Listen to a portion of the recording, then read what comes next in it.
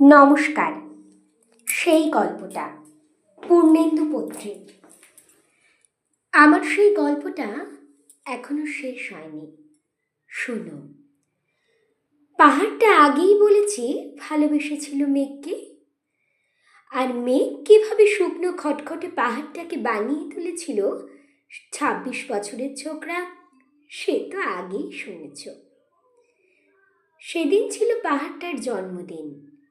পাহাড় মেঘকে বললে, তুমি লাল শাড়ি পরে আসবে। মেঘ পাহাড়কে বললে, আজ তোমাকে স্নান করিয়ে দেব চন্দন জলে।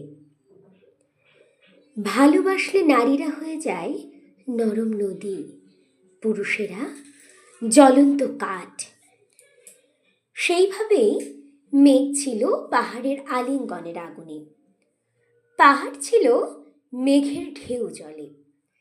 হঠাৎ আকাশ জুড়ে বেজে উঠল ঝড়ের জগঝম্প। ঝাঁকড়া চুল উড়িয়ে ছিনতাইয়ের ভঙ্গিতে ছুটে এলো এক ঝাঁক হাওয়া। মেঘের আঁচলে টান মেরে বললে, ওর ছুড়ি তোর বিয়ে। এখনো শেষ হয়নি গল্পটা। বজ্রের সঙ্গে মেঘের বিয়েটা হয়ে গেল ঠিকই, কিন্তু পাহাড়কে সে কোনো দিনই ভুলতে পারল না। বিশ্বাস না হয় তো চিরে দেখতে পারো পাহাড়টার হাড় পাঁজর। ভেতরে থই থই করছে শত ঝর্ণার জল।